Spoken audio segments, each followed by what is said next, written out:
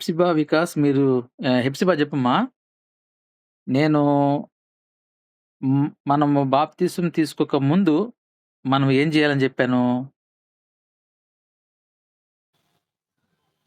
మారు మనసు పొందాలి గాని. ఇంకా? ఇంకొక మాట కూడా చెప్పా ఆ రోజు.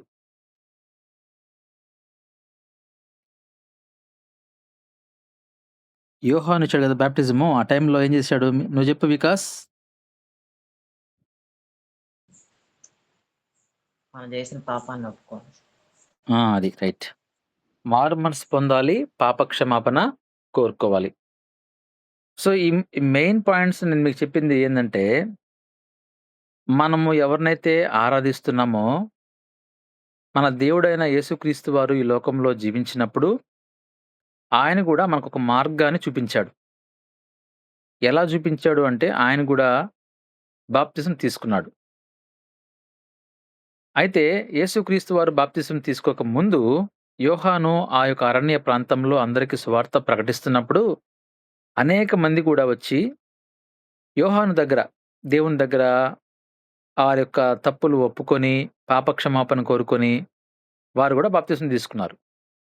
కాబట్టి, మనం గూడా మన జీవితంలో బాప్తిసం తీసుకోక ముందు, మనం ఒకసారి పరీక్షించుకొని ఏదైనా దేవునికి వ్యతిరేకమైనది చేస్తున్నామేమో అన్నటువంటి ఆలోచనతో మనము దేవుని దగ్గర క్షమాపణ కోరుకొని మనం బాప్తిజం తీసుకోవాలి.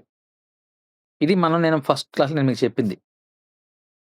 తర్వాత ఇప్పుడు మనము అసల బాప్టిజం అంటే ఏంటో, దాని యొక్క అంతరార్థం, దాని యొక్క ఇంటర్నల్ మీనింగ్ ఏదని చెప్పేసి నేను ముగిచ్చేస్తాను. రోమా పత్రిక అందరూ బైబిల్స్ తీసి ఒకసారి చూడండమ్మా. నేను చెప్పాను చదవండి నలుగురిలో. రోమీయులకు రాసిన పత్రిక 6వ అధ్యాయము 3వ వచనాన్ని చదవండమ్మా. హెప్సిబా చదువు.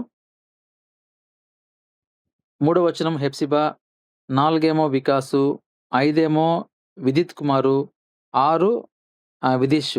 చదవండమ్మా.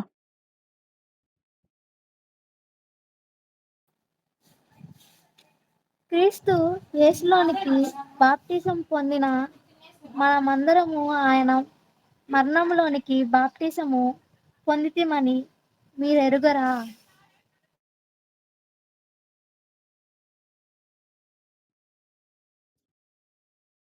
తర్వాత చదువు వికాస్. సార్ 3, 4 కదా సార్? 3, 4.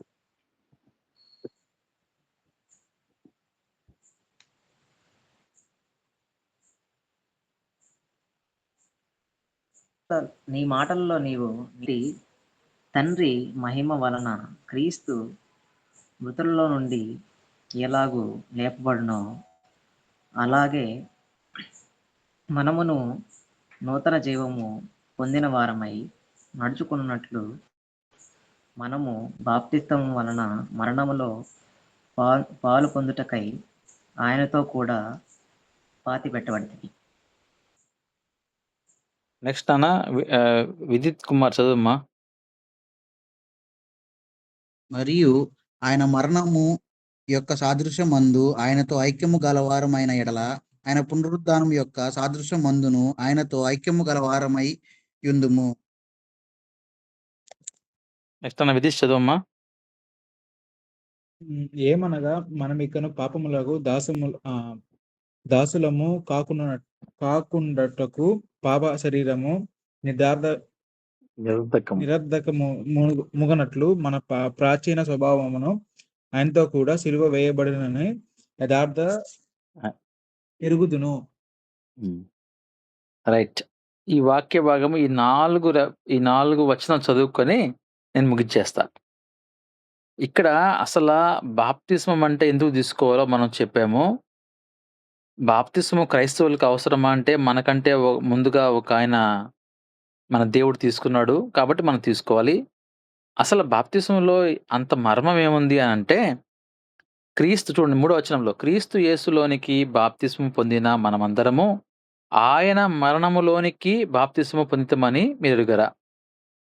అంటే ఎవరైతే బాప్తిస్మం తీసుకుంటారో వాళ్ళు ఆయన మరణంలోనికి బాప్తిస్మం తీసుకున్న వాళ్ళతో సమానం అంట. అంటే తీసుకుంటాము అంటున్నారు. ఎలా అంటే, తండ్రి మహిమ వలన క్రీస్తు మృతుల నుండి ఎలాగు లేపబడెనో, అలాగే మనమును నూతన జీవం పొందిన వారమై నడుచుకున్నట్లు మనము బాప్తిస్మం వలన మరణములో పాలు పొందుటకై ఆయనతో కూడా పాతిపెట్టబడితిమి. ఏ విధంగా అయితే మన దేవుడు యేసుక్రీస్తు వారు ఆయన మరణ పునరుద్ధానుడయ్యాడో, మనం గూడా ఎప్పుడైతే బాప్తిస్మం తీసుకుంటామో, మనం గూడా ఆ బాప్తిస్మము అనుభవం ద్వారా మన పాపాలన్నీ గూడా అవి భూస్థాపన చేయబడతాయి. పాతిపెట్టబడతాయి. మరియు ఆయన మరణం యొక్క సాదృశ్యమందు ఆయనతో ఐక్యము గలవారమై ఎడల, ఆయన పునరుద్ధానము యొక్క సాదృశ్యమునందును ఆయనతో ఐక్యము గలవారమై యుందుము.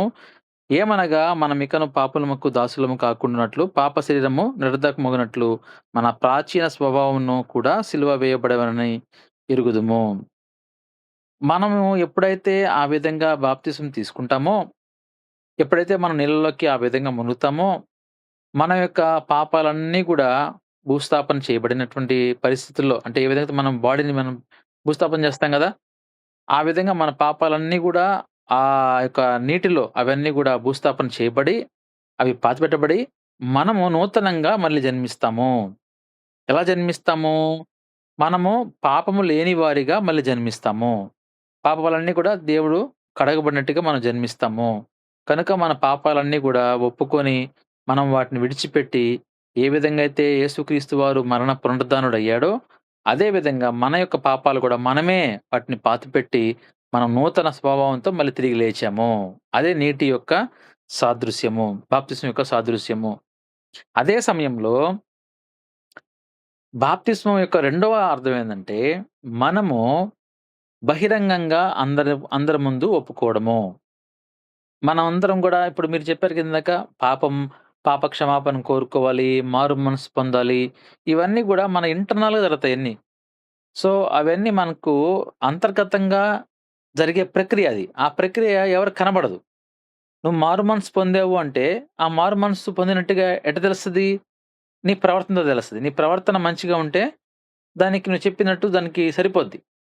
అయితే ఎప్పుడైతే నువ్వు బాప్తిస్మం బహిరంగంగా తీసుకుంటావో, అందరి ముందు గూడా సంఘం ముందు, దేవుని ముందు నువ్వు నీ తప్పులన్నీ ఒప్పుకొని, నువ్వు క్షమాపణ కోరుకొని, నీవు అందరి ముందు బాప్తిస్మం తీసుకుంటావు బహిరంగంగా. కాబట్టి నీ ఇంటర్నల్‌గా నువ్వేమైతే అనుకుంటావో, అవి అందరి ముందు ఒప్పుకొని, సమాజం ముందు వాటిని విడిచిపెట్టడానికి గూడా అదొక సాదృశ్యంగా మనకు బాప్తిజం అనేది ఉందని తెలియజేస్తా ఉన్నాను. కాబట్టి ఈ విషయం మీకు అర్థమైందో లేదో తెలీదు నాకు. అర్థమైందా? నువ్వు చెప్పింది ఒకటేనబ్బా? ఎఫెసీయా? అర్థమైంది సార్. మిగతా వాళ్ళు చెప్పలేదు. అర్థమైందో అర్థం కాలేదు. అర్థమైంది మామయ్య. రైట్. తర్వాత చూడండి ఒకసారి కొలస్సీ పత్రిక 2వ అధ్యాయము 12వ వచనం చదవండి.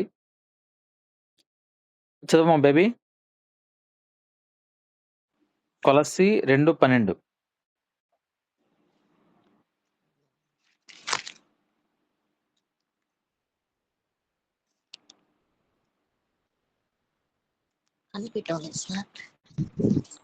రైట్. మీరు బాప్తిసమందు ఆయనతో కూడా పాతిపెట్టబడిన వారై, ఆయనను మృతుల నుండి లేపిన దేవుని ప్రభావమందు విశ్వసించుట ద్వారా ఆయనతో కూడా లేచితిరి. కాబట్టి మనకు దేవుని యొక్క మరణ పునరుద్ధానం మీద మనకంటూ నమ్మకము, విశ్వాసం ఉండాలి. ఎప్పుడైతే మనము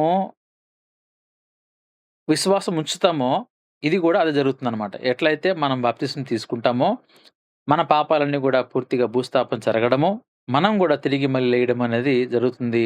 అయితే అప్పటినుంచి మనము జాగ్రత్తగా జీవించాలి. ఇది ప్రాముఖ్యమైన విషయము.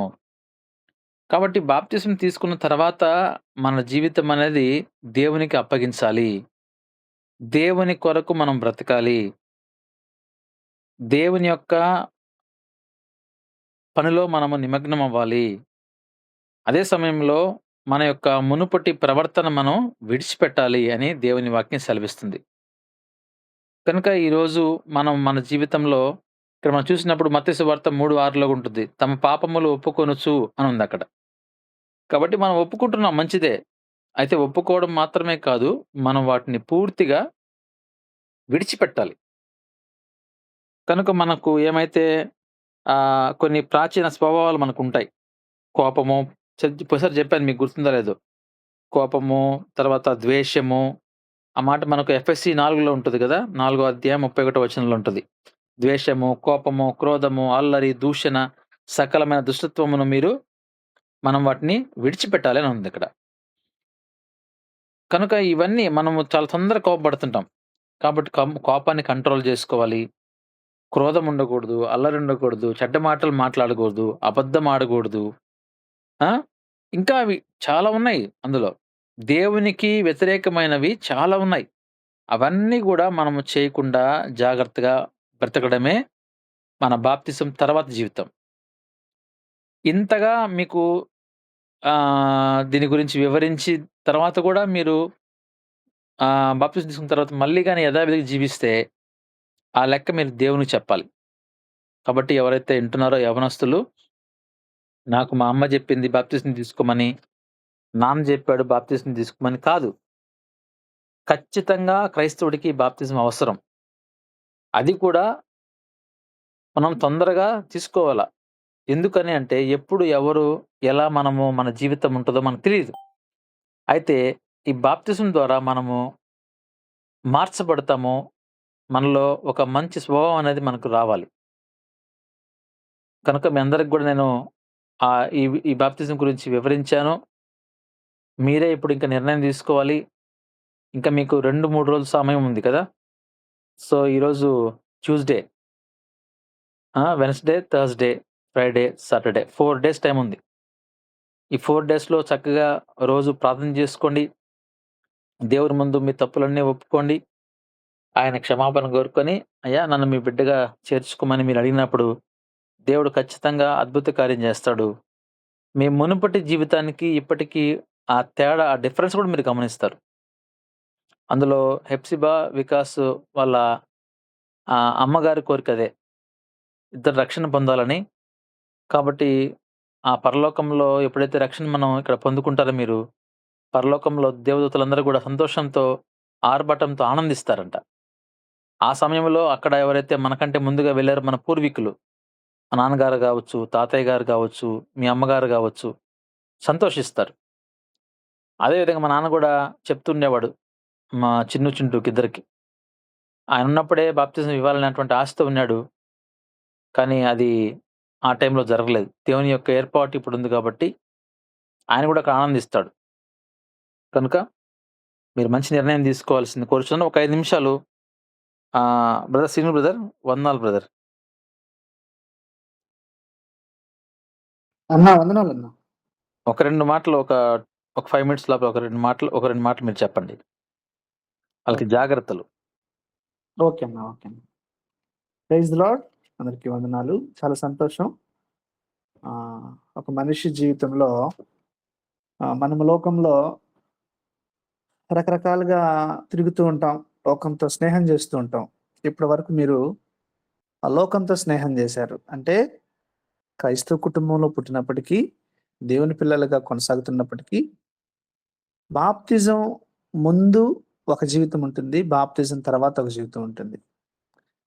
అంటే ఇశ్రాయేలు ప్రజలు ఐగుప్తు నుండి వాళ్ళు బయలుదేరే ఆ కార్యక్రమంలో వాళ్ళు చాలా తప్పులు చేశారు. విసుక్కున్నారు, గొనుక్కున్నారు, సణిగారు, మోషే పైన తిరుగుబాటు చేశారు. ఇవన్నీ చేశారు గానీ, వాళ్ళని దేవుడు చూసి చూడనట్టు పోతూ ఉంది. ఎప్పుడైతే వారికి సీనాయి కొండ మీద మోషేకి ధర్మశాస్త్రం ఇచ్చాడో, ఎప్పుడైతే చట్టం ఇచ్చాడో, అక్కడి నుంచి చట్టానికి లోబడ్డారాళ్ళు. అక్కడి నుంచి తప్పు చేశారా, చట్టంలో ఉన్నటువంటి శిక్షకు పాత్రులే. అంటే ఒక సిస్టమ్. ఇప్పటి వరకు మీరు జీవించిన జీవితం ఒక ఎత్తైతే, ఇప్పుడు అన్నగారు చెప్పారు కదా, మా అమ్మ కోరికో, మా నాన్న కోరికో లేదంటే మా అమ్మని సంతోషపెట్టడం కోసమో, మా నాన్నని సంతోషపెట్టడం కోసమో, లేదంటే పాస్టరయ్య గారిని సంతోషపెట్టడం కోసమో అని కాకుండా, నిజంగా మీలో అంతరాత్మలో పాత రోత జీవితాన్ని సమాధి చేసి, ఒక నూతన అనుభవము, నూతన జీవితము, దేవుని కొరకు బ్రతకాలి. ఇక్కడి నుంచి నా జీవితాన్ని మార్చుకోవాలి. మనము మనము పాపము చేస్తే పాపులం కాదు. మనం పుట్టికే పాపం. బై బర్త్ ఇన్‌బిల్ట్ గానే మనము పాపులం. నా మాట మీకు అర్థమైందనుకుంటున్నాను. మనం పాపాలు చేస్తేనే పాపులం గాదు. మన పుట్టుకతోనే మనం పాపులం. కాబట్టి అని జెప్పారు గదా! స్వయాన మన జీవాధిపతి యేసయ్యే బాప్తిజం తీసుకున్నారు. మరి ఆ దేవుణ్ణి మనం కలిగి, ఆ దేవుణ్ణి మనం ఆరాధిస్తున్నప్పుడు యేసయ్య యేసిన అడుగుజాడల్లో మనం వెళ్ళాలి. కాబట్టి మన పాత రోత జీవితాన్ని మీరు సమాధి చేసి, అంతరాత్మలో ఒక మంచి నిర్ణయం, దేవుని కొరకు బతకాలి. లోకములో సాక్షులుగా, వెలుగుగా, ఉప్పుగా మీరు అనేక మందిని ప్రభావితం చేసే బిడ్డలుగా, మీ కుటుంబాలలో మీ తల్లిదండ్రులకి మీరు ఘనత తేవాలి. మీ సంఘములో మీ గురించి చెప్పుకోవాలి. మీరు ఎక్కడ ఉద్యోగం చేస్తున్నా, మీరు ఎట్లా ఉండాలంటే ఒక వెదజల్లే సువాసన భరితమైన జీవితంలాగా దేవుడు మీకు అనుగ్రహించును గాక. కాబట్టి మంచి అంటే బాప్తిజం తీసుకున్నప్పుడు కూడా చాలా ప్రశ్నలొస్తుంటాయి. మనకు మనమే సెల్ఫ్ ప్రశ్నలొస్తుంటాయి. ఎందుకు బాప్తిజం తీసుకున్నావు? ఆయన ఒక్కడేనా దేవుడు? ఇట్లా సాతానుగాడు రకరకాల ప్రశ్నల ప్రభావం గూడా మీ మీద చూపిస్తూ ఉంటుంది. కానీ వాటన్నిటికి కూడా ప్రార్థన చేసుకోండి. ఒకటే ఇప్పటివరకు జీవించిన జీవితం ఒకటి. క్రీస్తు పూర్వము, క్రీస్తు శకము ఎలాగో బాప్తిజం ముందు, బాప్తిజం తర్వాత ఇప్పటివరకు చేసిన ప్రతిదీ సమాధి చేసి నూతన జన్మ, నూతన యొక్క జీవితంలోకి మీరు వెళ్ళబోతున్నారు. అందుకే బాప్తిజం అనేది ఒక సిగ్నిఫికెంట్ అన్నమాట క్రైస్తవ సమాజానికి. కాబట్టి మంచి ఆలోచనలు, మంచి నిర్ణయాలు, మంచి తలంపులతో ముందుకు వెళ్ళాలని ఆ దేవుణ్ణి కోరుకుంటున్నాను. Praise lord. థ్యాంక్ యూ అన్న. మీ అందరికి మరొకసారి వందనాలు తెలియజేస్తూ ఉన్నాను. Thank you brother. ప్రభు నామములో మీకు వందనాలు. మంచి విలువైన మాటలు తెలియజేశారు. పిల్లలకి, యవనస్తులకి మనలాంటి వారు అందరికి వాళ్ళకి సలహాలు, సూచనలు ఇస్తే వాళ్ళ మార్గం మంచిగా ఉంటదని ఒక మంచి ఆలోచనతోటి దేవుని కృపను బట్టి ఈరోజు మీరు కూడా జాయిన్ అవ్వడం జరిగింది. తర్వాత మన మధ్యలో మోనికా కూడా కొన్ని మాటలు చెప్తుంది. ఒక 5 నిమిషాలే, 5 మినిట్స్. అందరికీ వందనాలు. ఇక్కడ మనం చూచినప్పుడు మార్కు సువార్త 16వ అధ్యాయము 15, 16 వచనాలు. మార్కు సువార్త 16వ అధ్యాయం 15, 16 వచనాలు. వికాస్ చదువుతామ్మా.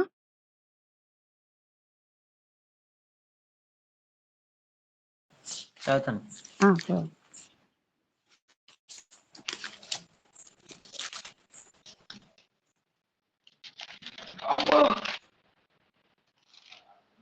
పదిహేనవ అధ్యాయం 16వ అధ్యాయం 15, 16. ఓకే. మరియు మీరు సర్వలోకమునకు వెళ్ళి సర్వ సృష్టికి సువార్తను ప్రకటించుడి. నమ్మి బాప్తిసము పొందినవాడు రక్షింపబడును, నమ్మని వారికి శిక్ష విధింపబడును. నేను అర్థించిన. కాబట్టి ఇక్కడ మనం చూచినప్పుడు ఇది ఎవరు తెలియజేస్తున్నారు ఈ మాటలంటే యేసుక్రీస్తు ప్రభువారు ఈ మాటలు తెలియజేస్తున్నారు. ఎప్పుడు తెలియజేస్తున్నారంటే యేసుక్రీస్తు ప్రభువారు శిలువ మరణం పొంది మరణించి తిరిగి లేచిన తర్వాత శిష్యులు కనిపిస్తూ ఉండి అయిపోయిన తర్వాత ఆయన తిరిగి ఆరోహణమై వెళ్ళిపోయే సమయంలో యేసుక్రీస్తు ప్రభువారు ఈ మాటలు చెప్తున్నారు. చివరి మాటలు అంటారు కదా, చివరి మాటలు అనుకోవచ్చు మనం దీన్ని చూచినప్పుడు. యేసుక్రీస్తు వారు తన శిష్యులకి ఏం చెప్తున్నారంటే, నమ్మి బాప్తిస్మం పొందిన వాడు రక్షింపబడును, నమ్మని వానికి శిక్ష విధింపబడును.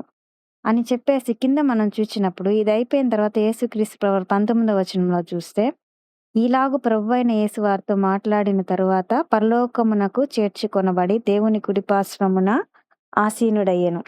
మనము అందరూ మాట్లాడే మాటల్లో చివరగా ఏం చెప్పారు, చివరి మాటలు ఏం చెప్పారు అని చాలా ప్రాముఖ్యతనిస్తూ ఉంటాం లోకంలో.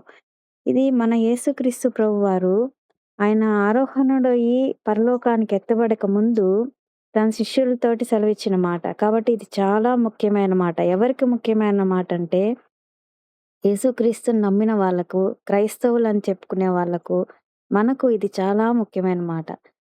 ఆయనే స్వయంగా చెప్తున్నాడు. నమ్మి బాప్తిస్మం పొందినవాడు రక్షించబడును, నమ్మని వానికి శిక్ష విధించబడును.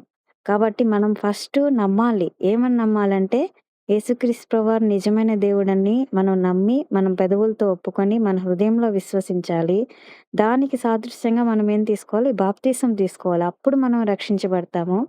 ఒకవేళ నమ్మలేదనుకోండి, దానికి శిక్షకు గురవుతాం. శిక్ష అంటే ఇప్పుడు మనకు నమ్మిన వానికి నిత్య జీవము, నమ్మని వానికి శిక్ష. అదేవిధంగా మనం చూచినప్పుడు యోహాను సువార్త 6వ అధ్యాయం 54వ వచనంలో, యోహాను సువార్త 6వ అధ్యాయము 54వ వచనంలో, నా శరీరము తిని నా రక్తము త్రాగువాడే నిత్య జీవము కలవాడు, అంచె దినమున నేను వానిని లేపుదును. నా శరీరము నిజమైన ఆహారమును, నా రక్తము నిజమైన పానమున ఉన్నది. నా శరీరము తిని నా రక్తము త్రాగువాడు నా యందును, నేను వాని యందును నిలిచియుందుము. కాబట్టి ఇది కూడా యేసుక్రీస్తు ప్రభువారు చెప్పే మాటలే. నమ్మి బాప్తిస్మందు వాడు రక్షించబడును, నమ్మని వానికి శిక్ష విధింపబడునని చెప్పాడు. నమ్మి బాప్తిస్మం పొందిన తర్వాత మనం ఏం చేస్తాము? ప్రభు బలిలో చేయి వేస్తాం. ప్రభు బలిలో చేయి వేయడం అంటే ఆయన యొక్క శరీరంలో, ఆయన యొక్క రక్తంలో మనము పాలిపంపులు పొందుకుంటాం అన్నమాట. ఆయన యొక్క శరీరము తిని, నా శరీరమును తిని నా రక్తమును త్రాగువాడే ఎవరంట? నిత్య జీవము కలవాడు.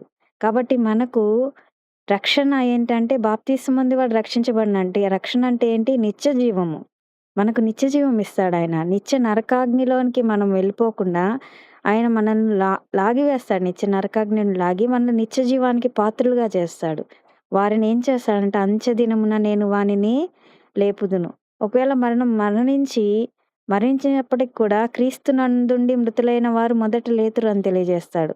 కాబట్టి మనం బాప్తిసం తీసుకున్న తర్వాత ప్రభు బలిలో చేయి వేస్తాము. ప్రభు బలిలో చేయి వేయడం అంటే ఇక్కడ మనం చూసినప్పుడు 55వ వచనం, నా శరీరము నిజమైన ఆహారమును, నా రక్తము నిజమైన పానమునై ఉన్నది. నా శరీరము తిని నా రక్తమును త్రాగువాడు నా యందును, నేను వాని యందును నిలిచియుందుము. కాబట్టి బాప్తిస్మం ద్వారా మనం ఎక్కడికి చేర్చబడుతున్నాము? నిత్య జీవంలోకి చేర్చబడుతున్నాము. అంత మాత్రమే కాదు, ఈ శరీరం తినడం ఏంటి, రక్తం త్రాగడం ఏంటి అని మీకు యవనస్తులుగా ఒక డౌట్ ఉండొచ్చు. ఇక్కడ శరీరము తిని రక్తము త్రాగడం అంటే మనం రొట్టెలో పాలు పంచుకోవడం అంటే ప్రభు బలలో ఆయన యొక్క శిలువ త్యాగాన్ని మనం జ్ఞాపకం చేసుకుంటాం. ప్రభు వల్ల మనకిచ్చినప్పుడు, ప్రభువా నా నిమిత్తం నువ్వు నీ శరీరాన్ని నలగొట్టుకున్నావయ్యా, నీ శరీరంలో నేను చేసిన పాపం నిమిత్తము నీ చేతుల్లో గాయాలు పొందావు నాయనా, నీ శరీరం అంతా నలగొట్టుకున్నావు తండ్రి అని చెప్పి, నీ యొక్క ఈ వీపు నాగట చల్లవలే దున్నబడింది ప్రభువా, నేను చేసిన పాపం నిమిత్తం అని చెప్పి ఆయనకి స్తుతులు చెల్లించాలి మనం. స్తుతులు చెల్లించి ఆయన శిలువ మరణాన్ని జ్ఞాపకం చేసుకొని ప్రభు బలిలో చేతులు వేస్తాం. అదేవిధంగా ఆయన రక్తము సాదృశ్యమైనటువంటి ద్రాక్షరసం మనకిచ్చినప్పుడు, ప్రభువా నేను చేసిన పాపాల నిమిత్తం నీ రక్తం అంతా ఆఖరి బొట్టు వరకు కార్చేసావు నాయన, నీ రక్తం ద్వారా మాకు రక్షణ ప్రభువా. పరిశుద్ధ గ్రంథంలో తెలియజేయబడినప్పుడు యేసు రక్తము ప్రతి పాపం నుండి మనలను పవిత్రులుగా చేయను. మన పాపాలను ఒప్పుకుంటున్నాము ప్రభు సన్నిధిలో, మారుమనసు పొందాము. దేని ద్వారా మనకు పాప క్షమాపణ వస్తుందంటే యేసుక్రీస్తు వారు చిందించినటువంటి రక్తము ద్వారా మాత్రమే. కాబట్టి ప్రభువా నీ రక్తం ఇచ్చి నన్ను కొన్నావయ్యా, నా పాపాల నిమిత్తం నువ్వు బలయ్యావయ్యా అని చెప్పి ఆయన సన్నిధిలో మనం ఆయన యొక్క శిలువ యొక్క త్యాగమును జ్ఞాపకం చేసుకొని ఆయన యొక్క ప్రభు బలిలో పాలు పొందినప్పుడు మనకు ప్రభు ఏమిస్తానని చెప్పి వాగ్దానం చేస్తున్నాడు? నిత్య జీవం ఇస్తానని వాగ్దానం చేస్తున్నాడు. అంత మాత్రమే కాక ఇక్కడ 56వ వచనంలో మనం చూసినప్పుడు, నా శరీరము తిని నా రక్తము త్రాగువాడు నా యందును, నేను వాని యందును నిలిచియుందుము. కాబట్టి ఇక్కడ ఇంగ్లీష్లో చాలా చక్కగా ఉంది, dwelleth in me and I in him అంటాడు. అంటే నేను నా యందు అతను నిల్చుంటాడు, అతని యందు నేను నిలిచి ఉంటాను. కాబట్టి యేసుక్రీస్తు ప్రభువారు మనతో సహజీవనం చేస్తారనమాట. మనము దేవుని యందు నిలిచి ఉంటాము. దేవుడు మన యందు నిలిచి ఉంటారు కాబట్టి, మనం బాప్తిసం తీసుకున్నప్పుడు మనం ఈ విధంగా ఆహ్, దేవుని యొక్క శిలువ త్యాగాన్ని జ్ఞాపకం చేసుకుంటాము. ఆయన రక్తం ద్వారా మనం విమోచించబడ్డామని తెలుసుకుంటాము. ఆయన ప్రభు బలిలో చేతులు వేసి, ఆయన శరీరానికి సాదృశ్యమైన రొట్టెను, ఆయన రక్తానికి సాదృశ్యమైనటువంటి ద్రాక్షారసమును తీసుకుంటం ద్వారా, ఆయన యొక్క శిలువ శ్రమను త్యాగం చేసుకుంటూ, ఆయనకు కృతజ్ఞతాస్తుతులు చెల్లిస్తాం కాబట్టి, దేవుడు మనకేమిస్తా అంటున్నాడు? నిత్య జీవాన్ని ఇస్తానంటున్నాడు. కాబట్టి ఈ మాటల ద్వారా మనము ఆహ్, కరెక్ట్ క్లారిటీ అన్నమాట. మొట్టమొదట మారు మనసు. తర్వాత పాప క్షమాపణ. తర్వాత మనం నిన్న చూసుకున్నాం గదా! ప్రకటన గ్రంథంలో మనం చూచినప్పుడు, అక్కడ మనం చూసి ఉన్నాం గదా!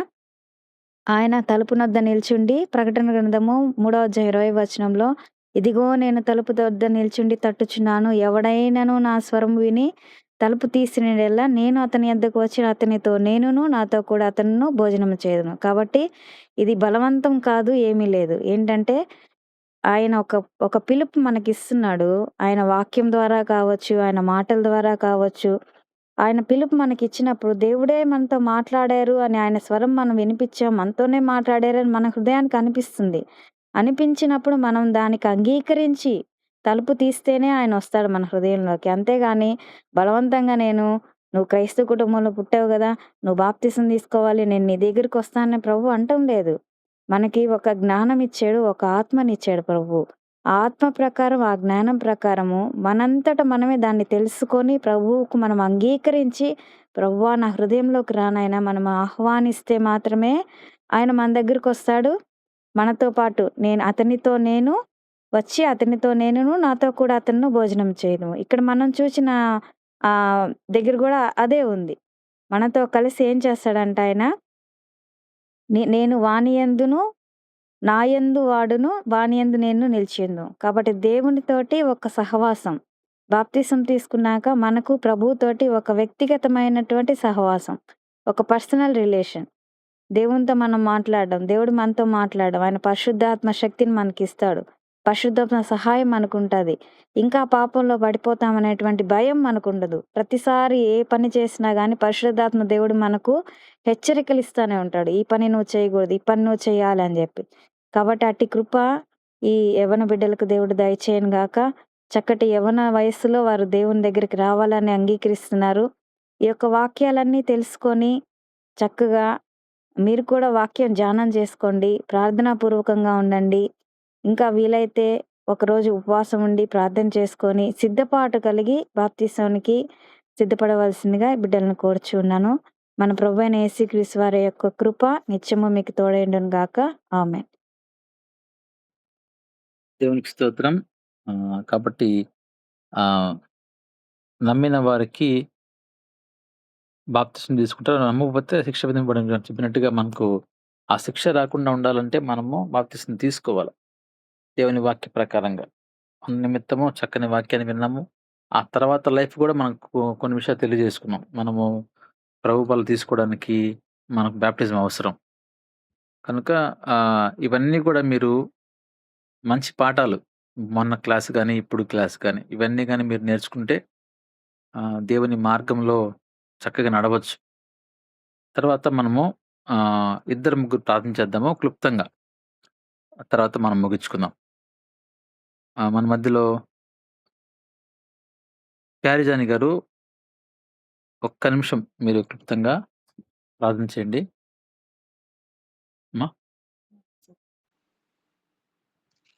Praise lord. అందరికీ వందనాలు. మహాగణుడ మహోన్నతుడా, అయా నీ ఘనమైన శ్రేష్టమైన నామానికి వందనాలు. తుగనైనా యవ్వని బిడ్డలు నీ పాదాలు చెంత పెడుతున్నాం తండ్రి. బిడ్డలు నాయన ఆత్మీయంగా నాయన అయ్యా మీ ముందర ఎదగబడేదానికి సహాయమును దయచేయండి నాయన. మీ బాప్తిసం పొంది రక్షణ పొందేదానికి సహాయం దయచేయండి నాయన. రక్షణ పొందకపోతే నాయన శిక్ష ఇలాగా ఉంటుంది అని చెప్పబడిన వాక్యం ద్వారా విన్నాం. అయ్యా కొలసీలు 2:12 కూడా మా సార్ చెప్పి ఉండగా నా తండ్రి, ఎవరైతే క్రీస్తుతో పాతి పెట్టబడిన వారితో మనం కూడా సమానంగా లేపబడతామని చెప్పబడిన వాక్యం ద్వారా విన్నాం నాయన.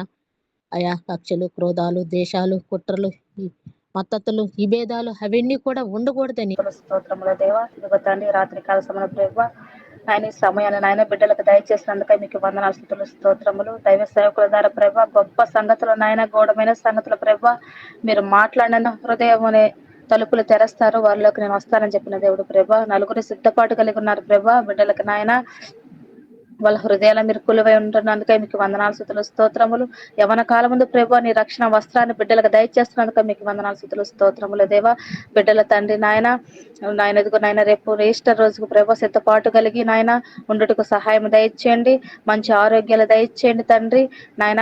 జ్ఞానము కలిగి బిడ్డల ప్రభు పరిశుద్ధ ఆత్మలో నడిపించులాగా నాయన నీ కృపను కుమ్మరించి ప్రభు యవన కాలం ముందు బిడ్డలు నీ కాడు మోయిచుండగా తండ్రి చక్కటి ఆరోగ్యాలతో నింపి ప్రభు సిద్ధపాటు కలిగిన హృదయాన్ని మారు మనసును వాళ్ళకి దయచేయమని తండ్రి.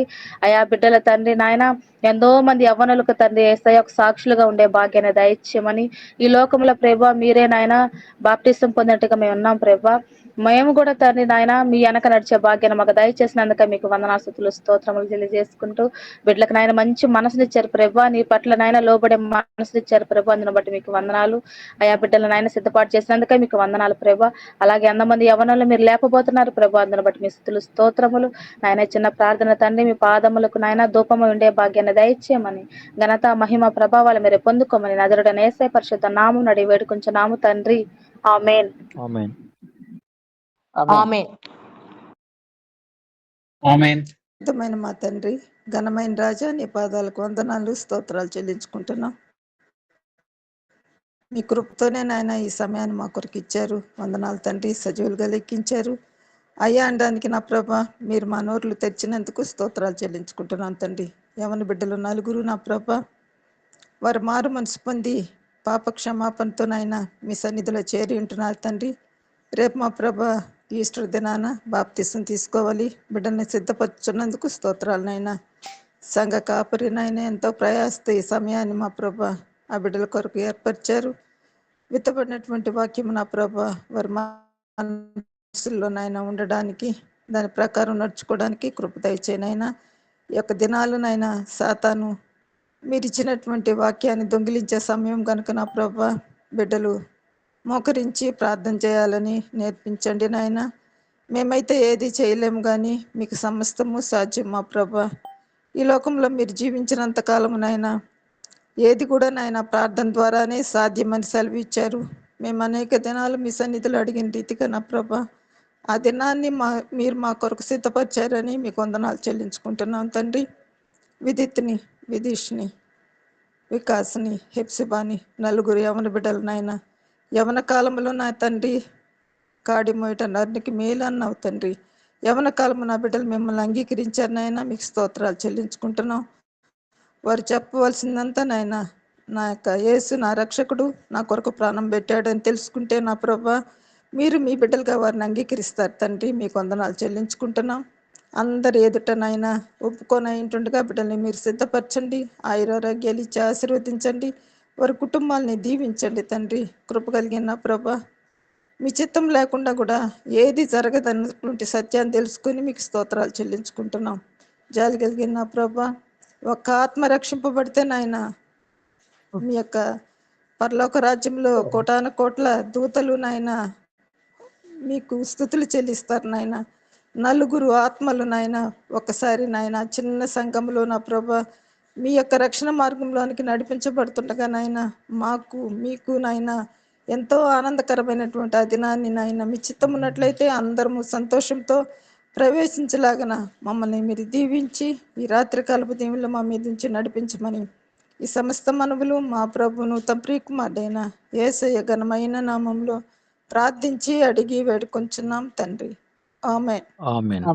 ఆమేన్. ఆమేన్. తండ్రి కుమార ఆమేన్.